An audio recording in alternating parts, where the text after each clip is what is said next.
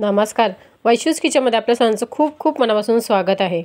आज मस्त अशी आपण एक रेसिपी बनवतो आहे. ती हेल्दी आहे खूपच.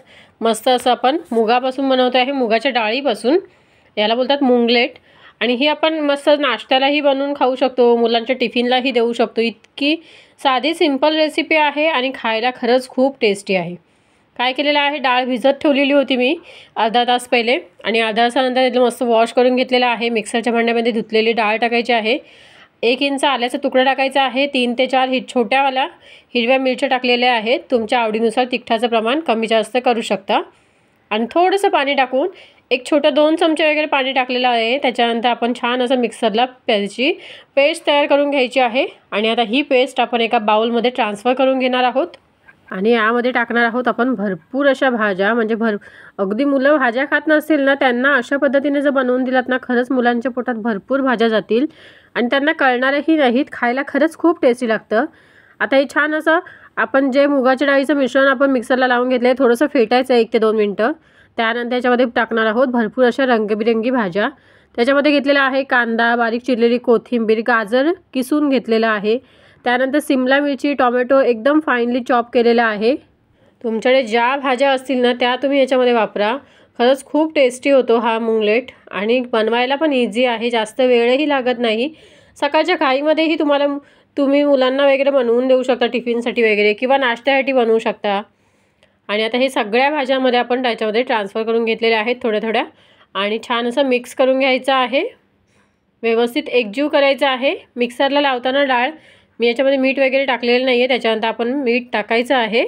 आधी टाकायचं असेल तर आधी टाकलं, तर नंतर टाकायची गरज लागणार नाही मिक्सरला लावताना. आता इथे छान असं एकजीव करून घेतलेलं आहे. त्याच्यानंतर आता ह्याच्यामध्ये टाकूया आपण अर्धा चमचा टाकलेला आहे काळं मीठ. त्यानंतर आपलं व्हाईट जो मीठ असतो ना, तो टाकायचा आहे चवीनुसार. व्यवस्थित मिक्स करून घ्यायचं आहे. आणि यामध्ये थोडंसं मी ना टाकणार आहे बेकिंग सोडा, जेणेकरून छान त्याला फ्लफीनेस येतो.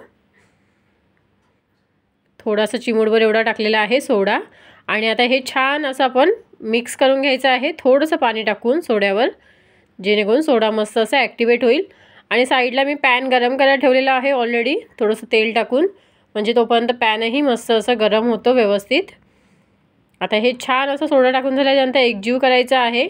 आणि मी हा सगळ्या बॅटरचा एकच मुंगलेट बनवणार आहे. तुम्ही पाहिजे तर छोटे छोटे वगैरे बनवू शकता, पण मी हे मस्त असं मोठंच्या मोठं एकच बनवणार आहे. आणि त्याच्यानंतर आपण त्याला पीसेसमध्ये वगैरे कट करून मस्त खाऊ शकतो. आता हे छान असं बॅटर एकजीव करून झालेलं आहे. इकडे बघा तेलही गरम झालेलं आहे. तेल थोडंसं पॅनवर आपण व्यवस्थित पसरवून घ्यायचं आहे इथे. आणि त्यानंतर याच्यामध्ये आपण सगळं जे बॅटर आहे आपण मुंगलेटचं, ते व्यवस्थित सगळं एकाच ठिकाणी आपण ओतणार आहोत. आणि नंतर चमच्या साहाय्याने छान असं एकसारखं सगळीकडे व्यवस्थित एकजीव होईल, म्हणजे एकसारखं एका लेवलला येईल ना, अशा पद्धतीने आपण व्यवस्थित पसरवून घ्यायचं आहे. कुठे जाड कुठे पातळ असं नाही ठेवायचं आहे. व्यवस्थित आपण एका लेवलला आपण त्याला छान असं पसरवून घेऊया. गॅसची फ्लेम इथे मी लो ठेवलेली आहे. लो टू मीडियम फ्लेमवर याला आपण मस्त असं कुक करून घ्यायचं आहे.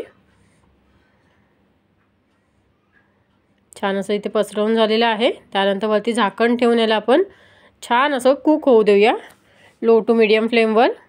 वरतून थोडंसं मी आता याच्यावर बारीक चिरलेली कोथिंबीर टाकते आहे. थोडासा बारीक जो आपण किसून घेतलेला गाजर आहे ना, तो टाकणार आहे. हे ऑप्शनल आहे, वरतून टाकायचं असेल तर टाकू शकता, नाही टाकला तरीही चालेल. किंवा तुम्ही प्लेन फक्त मूग डाळ जी असते ना, ते फक्त मीठ वगैरे टाकून आपण छान असं मिक्स करून आपण ह्याच्यावर टाकायचं आणि त्याच्यानंतर त्याच्यावरतून सगळ्या बाकी भाज्या टाकलात ना तरीही चालेल. आता बघा एका साईडने छान असं कुक झालेलं आहे. एक 5 ते 7 मिनटामध्ये लो टू मीडियम फ्लेमवर कुक होतं. आणि त्यानंतर झाकण काढून याला आपण पलटवून घेऊया. मस्त क्रिस्पी असं आपलं मस्त इथे मुंगलेट तयार झालेला आहे. दोन्ही साईडने दुसऱ्या साईडनेही छान असं 3 ते 4 मिनटं छान कुक करून घ्यायचं आहे. कुठेही कच्चा राहता कामा नये याची काळजी घ्यायची.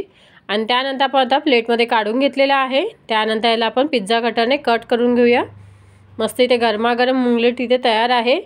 याबरोबर खायला ना खरंच चटणीची किंवा कोणत्याही सॉसचीही गरज लागत नाही. इतका टेस्टी लागतो असंच खायला. आणि क्रिस्पी झालेल्यामुळे ना खरंच खूप मजा येते खायला. गरमागरम खाण्यामध्ये जी मजा आहे ना, ती खरंच कुठेच नाही. त्यामुळे गरमागरम खाण्यासाठी इथे आपण मस्त असं इथे मुंगलेट तयार आहे. भरपूर असे पिझ्झासारखे आपण पिझ्झा कटरने कट करून घेतलेले आहेत आणि याचा फायनल लुक बघा किती सुंदर आलेला आहे। खरंच खायला टेस्टी हेल्दी असं आपले मुंगलेट इथे तयार झालेला आहे। कसा वाटला मग आजचा हा व्हिडिओ, आजची ही रेसिपी? आय होप तुम्हाला आवडली असेल। व्हिडिओ आवडल्यास व्हिडिओला लाईक शेअर सबस्क्राईब। थँक्यू।